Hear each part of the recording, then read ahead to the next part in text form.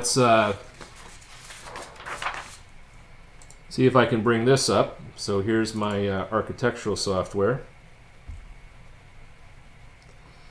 And hopefully this works. This is UNB saying that they don't like me having the software. Well, it's tough on them.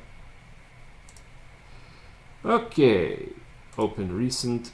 So I'm getting old, almost. I'm 58 now, getting close to wanting where I can retire. In fact, I can retire. I'm eligible for sabbatical, or I'm at pension.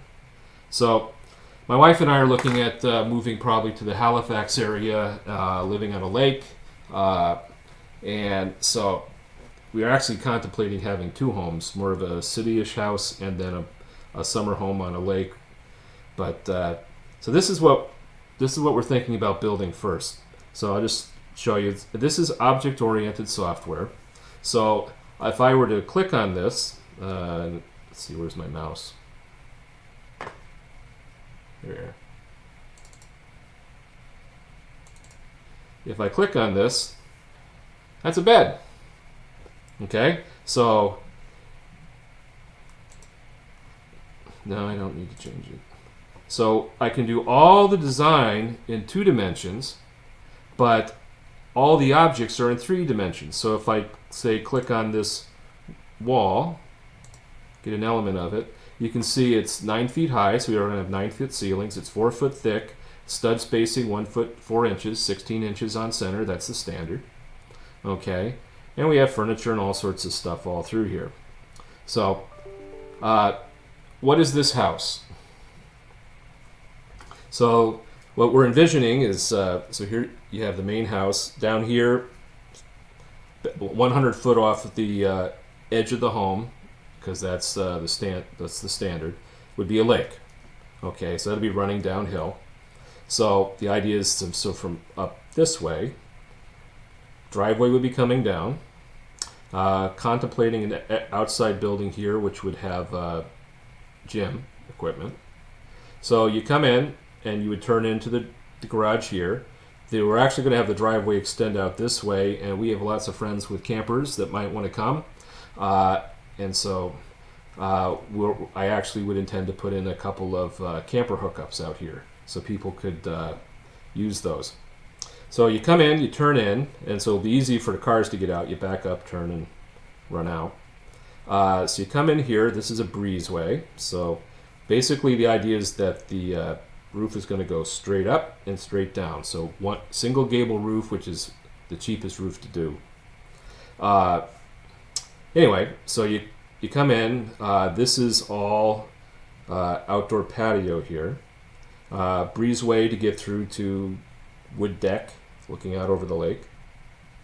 I have really bad knees, so and lakes are not always fun to swim in and stuff. So I'm looking at getting an endless pool that would have a jogging track inside the pool. They're really cool, great for exercise and people with bad joints as you're getting older.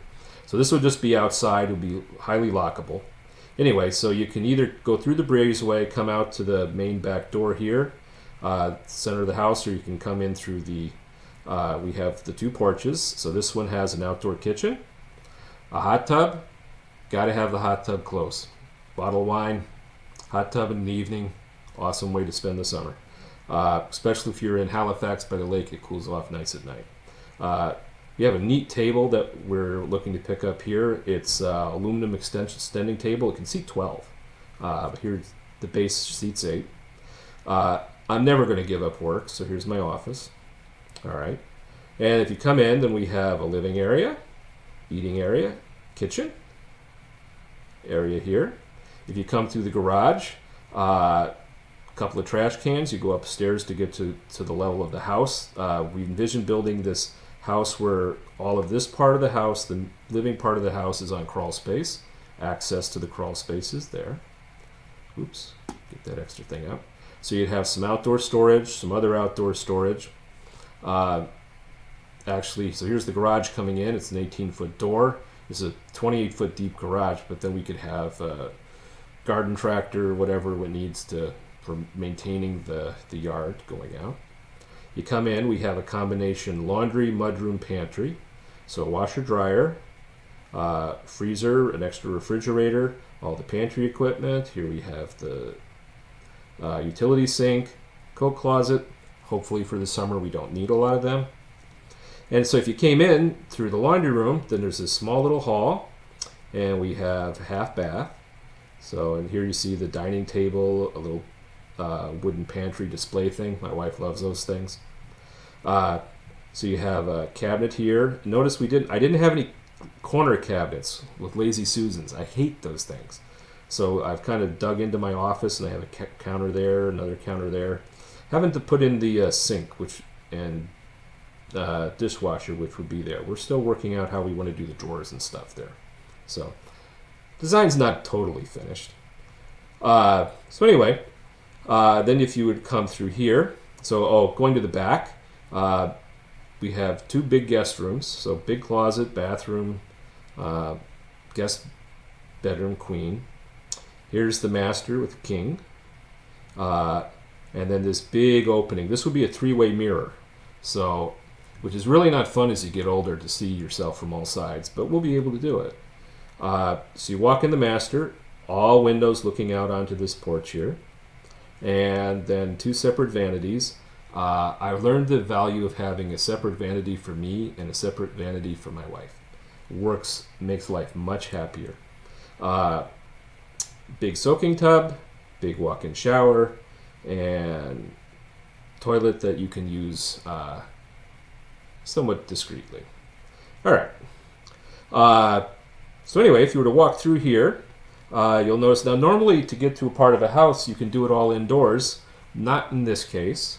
So here's this other porch where you'd have a fireplace at the end. So there's a place to sit by the fire. We've got a couple of chaise lounges to be lazy. Hanging swing, and then a table for doing various activities, playing games that it's not intended for eating at. So that you eat at this one, my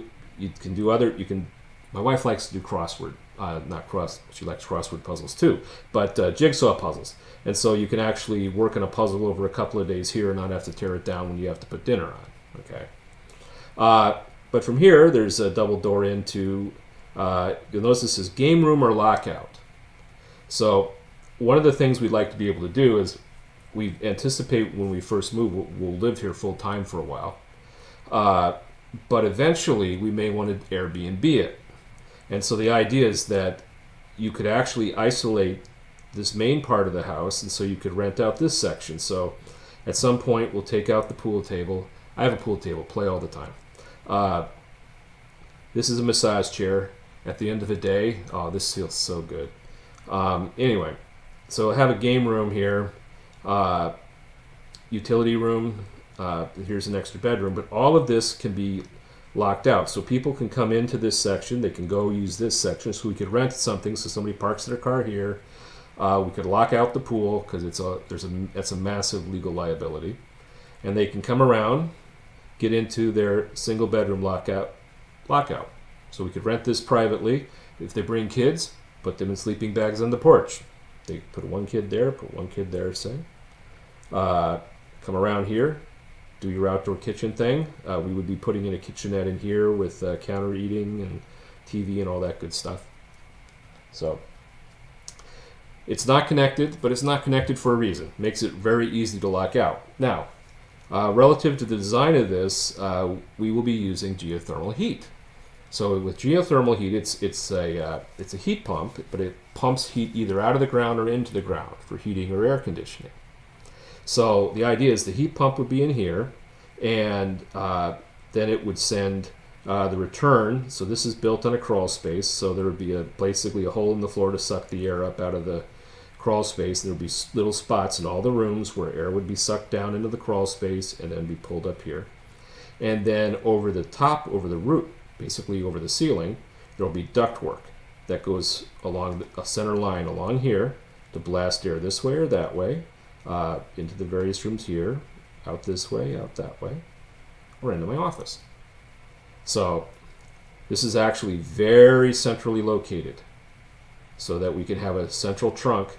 We'll use the crawl space underneath and the central trunk above, and we can take the air anywhere to heat or air condition the main house.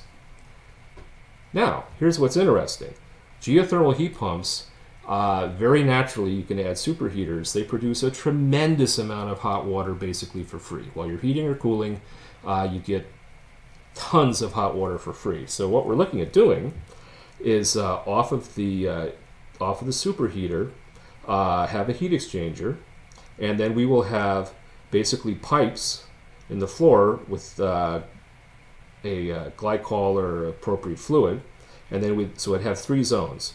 The garage, so the garage will never freeze, and then run pipes under here, under this porch, and pipes under this one.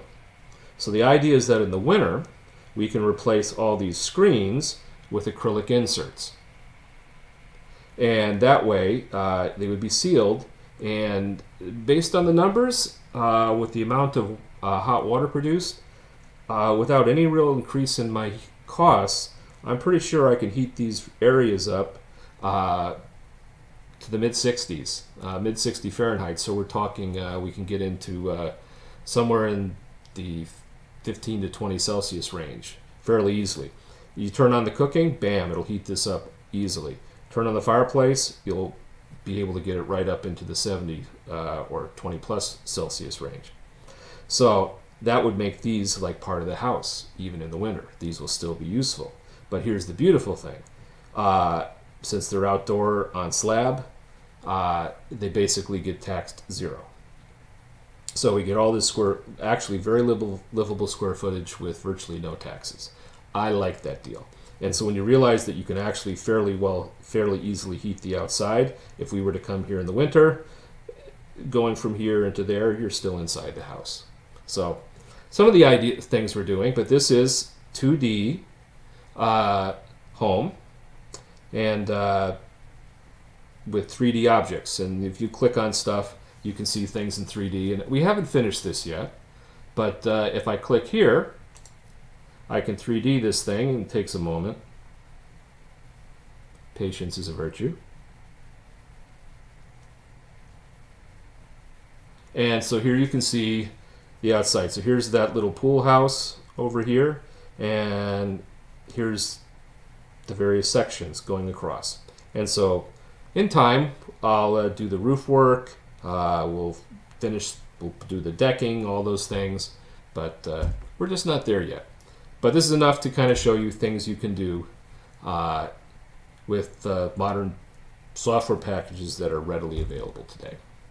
All right, so I'm going to go reset where I'm talking from, and I'll be back with you shortly.